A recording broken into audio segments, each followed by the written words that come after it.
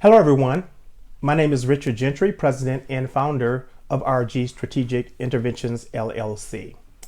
I want to welcome you to this module, which is part 2 of a 4-part series on teaching responsibility. We've been highlighting CBT programs and the fact that we have made great strides and with great success in implementing CBT programs in the pretrial detention environment. I want to share a concept with you known as the road less traveled. Now, what does that mean? In recent history, many practitioners have embraced concepts of neuroscience in regards to learning about brain functions and the impact of living in high stressful situations such as inner city living in poverty, and dangerous environments, the impact that it has on the human brain. And so we have learned a lot through embracing these concepts and understanding kids who have been exposed to high levels of violence as a backdrop in their lives, how it impacts their behavior and how it impacts their learning. So we want to talk a little bit more about that in regards to the fact that we have to make it a priority to regulate kids who are coming into our facilities. Many of them are stressed out. Many of them live in a state of fight or flight type mentalities. Their defenses are always up. Their threat level is very high.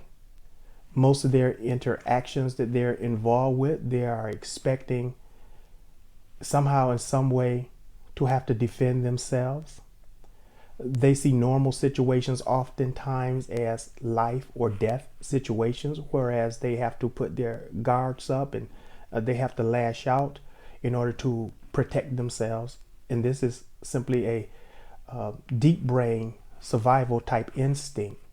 But because of their surroundings, their experiences, the things that they have encountered in life, that even when they're in a place of safety, they still perceive that threat can be a major issue when it comes to people interacting with them. So these are some things we want to look at a little bit more closely. And I want to share a comment from Bosky's research. In 2014, he made this statement. He said that it's tragically ironic that detention centers are one of the most difficult environments for traumatized kids to live in. Yet it's their traumatic histories that oftentimes plays a major role in their delinquent or violent behaviors that got them there in the first place. So when we talk detention and residential facilities, for many of these kids at a baseline level, that environment is traumatic. And these kids have traumatic histories. And some of the things that make these environments so traumatic for these young people in regards to encounters is some of the everyday things that we expect of our kids. Some of the things that cause further trauma with these kids are engrafted in our daily routines, such as strip searches can be a very traumatizing experience for our young people. Them having to live in small rooms with locked doors, the sounds of security equipment and devices, being physically restrained, oftentimes with multiple adults being involved in that restraint, or witnessing physical restraint that another kid has been involved with. Oftentimes these kids see violence in these facilities. Many of them have experienced riots, kids acting out. They have just seen really bad things. Fights is another thing. And so even in the detention environment, it can be a very traumatizing experience for these kids. So it's important for us to embrace self-regulation and emotional regulation when it comes to working with our kids, and to create a environment that we will refer to as trauma responsive or trauma sensitive, whereas kids can begin to feel comfortable. They can let their guards down. They can move away from that fight or flight mentality. The threat radar can go down, and they can be able to function in a normal sense where they can receive the information that we have for them. So this is something that's really important for us to get. We have also learned that short, intense interventions of treatment in a secure environment can have lasting pro-social effects in regards to positive life outcomes. So that's good news for those who work in short-term secure detention, because we do more than just hold kids until they enter treatment or some other form of interventions with them. But in the secure environment, we can actually further kids in regards to becoming pro-social through healthy relationships, through a nurturing environment, through teaching pro-social skills and concepts. All of these things will benefit kids because teenagers are going through many changes, and especially with their brain formation. So their brain is very malleable, it's plastic. That's a term that's used in neuroscience, plasticity, whereas old neural networks that are not used can be pruned, and those that can be used in regards to pro-social networks can be strengthened, and we can even develop more of them through certain activities and interventions that we use. So it's very important to be able to embrace these new and innovative concepts and apply them to the environment. Because keep in mind that CBT programs basically are ineffective, or any program for that matter, that does not build on positive relationships and being able to help alleviate the anxiety that our young people are experiencing. So we want to talk about that a little bit further. And I want to introduce a term to some, but many of you are familiar with this idea of automatic thinking, because the latest research indicate that interventions should be geared towards automatic thinking when it comes to CBT programs. Now, what is it that we mean by that? We know that kids who have been exposed to a lot of the perils of traumatic experiences in inner city living, their bodies tend to react to situations before their cognitions can comprehend what's going on. So when we talk about survival instinct, and we talk about that older portion of our brain, or that deep brain, or the right brain, that's the area where trauma stores itself, in that limbic system area. And when situations present itself, before we could even recognize or comprehend what's actually going on, our body responds to these traumatic experiences in order to protect itself, in order to survive. So these are some things that we have to embrace, and we have to consider when it comes to automatic thinking, because oftentimes our kids are responding to situations before they can actually think about what they're doing. I'm reminded of an experience years ago in the dining hall of a juvenile detention facility, where we had this young man. He was a teenager. He was teasing another peer. It was a young lady. And he teased her to a point to where this young lady was very frustrated. And she ended up hitting this kid over the head with a water pitcher and threw water all over him. And before this kid knew anything, he was punching her and basically beat her up before staff could get there and separate the two. And of course, this kid was placed in his room and had to calm down for a period of time. And as I learned about the situation, had an opportunity to review the footage on videotape, and I was able to go back and sit on the slab with this young man and have a conversation with him when he was in his room. So the first thing I noticed when they opened his door is he was sitting on the slab of his room where his bedding was, and he looked very dejected. He looked down, had his head down. And unfortunately, he didn't remember what happened in that experience. So when I sat down and we talked about it and I asked him about the experience, he was so dejected and he said, I don't remember anything, Mr. Gentry, what happened. The only thing I remember is that I was going to bust my tray, and the next thing I realized is that staff had me pinned against the wall. Don't even know what I did. So he had no recollection of what happened, but he did know that something happened bad, and he was at the giving end of a bad experience to another peer. So we were able to talk to him.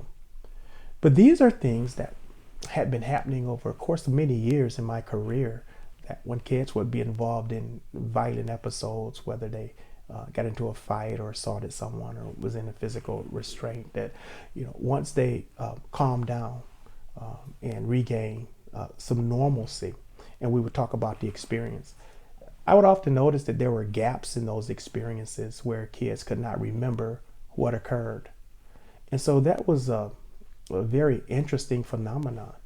But now we understand that when kids are highly emotional, and for the most part, they're emotional beings anyway, but when they encounter these experiences triggered by these automatic thoughts, and they fall into a fight or flight mentality, their defenses are up, that threat radar is on the move, their cognitions go offline or shut down, and they are living in this survival mode or instinct where they're not thinking, but their bodies are just responding.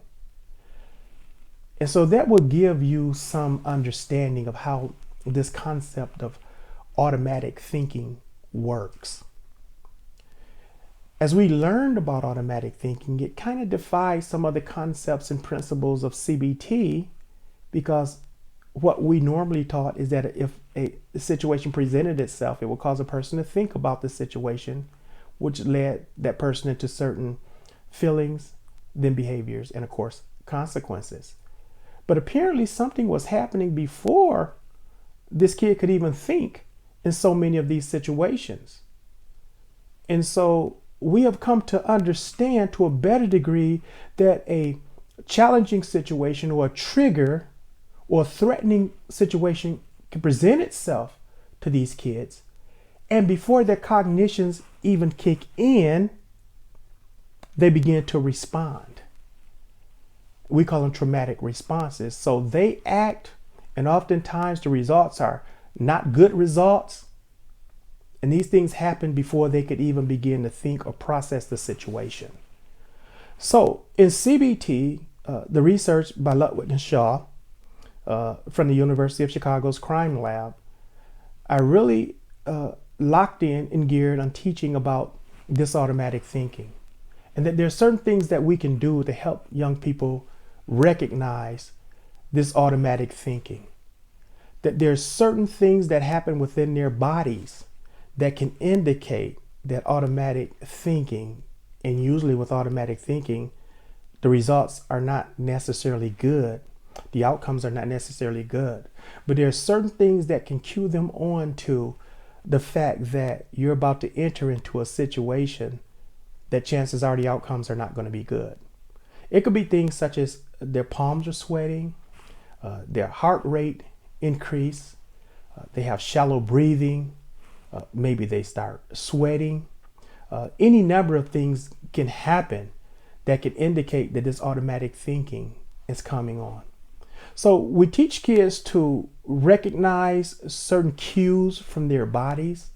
And this is a difficult thing, especially with kids who are traumatized, because there's a disconnect with their bodies, because the body presents so many negative sensations and feelings, especially as it relates to trauma of the past. So what these young people oftentimes want to do is disconnect from their bodies, to disconnect from these physical sensations. So one of the things that we want to do is help them once again come in contact and embrace their body, these emotions, and what they mean in regards to possibly preventing some behaviors down the road that can be detrimental to them.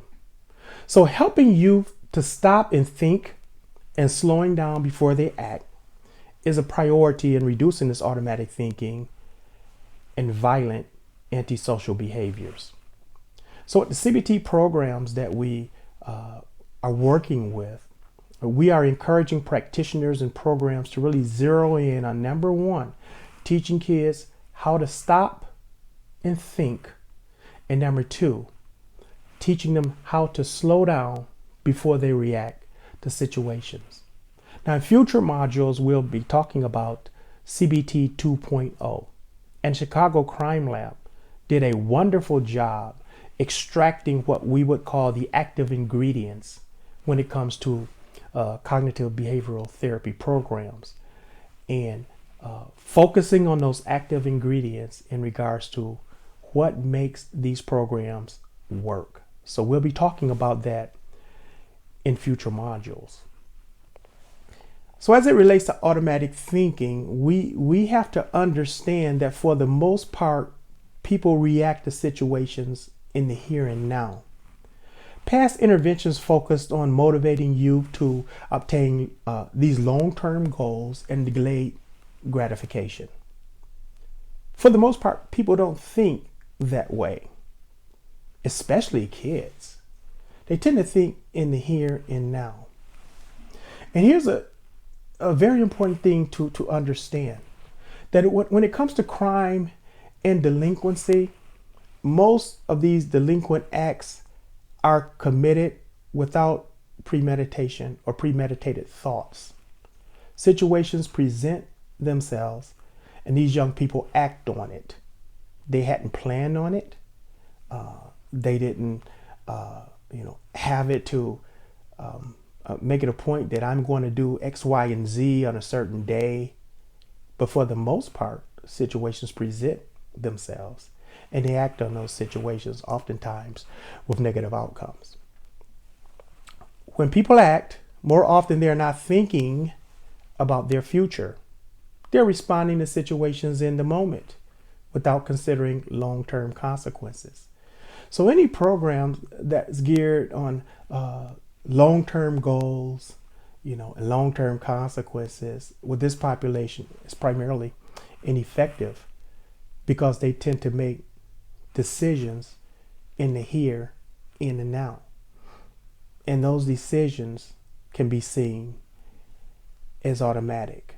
So we must help youth become aware of their automatic thinking and tendencies, so they can pay attention to how they can slow down and think. And with this thinking, they can think more deliberately. So in essence, we must help youth think about their thinking.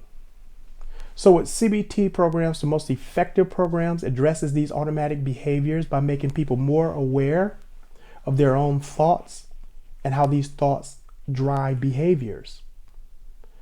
CBT programs, effective one, teaches that people need to understand that many of their thoughts, feelings, and behaviors are generated in an automatic sense. So with greater reflection and additional solutions to address these actual situations, people can be more successful in making appropriate decisions. So we will dive a little bit deeper into CBT applications in the very near future, but I think we're going to leave it here. And I want to thank you for tuning in. If you logged in through YouTube, I want to thank you for doing that. Make sure you hit that subscribe button so you can be in touch with future modules that we will be producing and uploading. If you tuned in through www.rg Strategic Interventions, which is my website, I want to thank you and encourage you to kind of scroll around and check the website out. And there's some very good information on there that I believe will be beneficial for you. So until next time, I want to thank you, and we look forward to seeing you soon.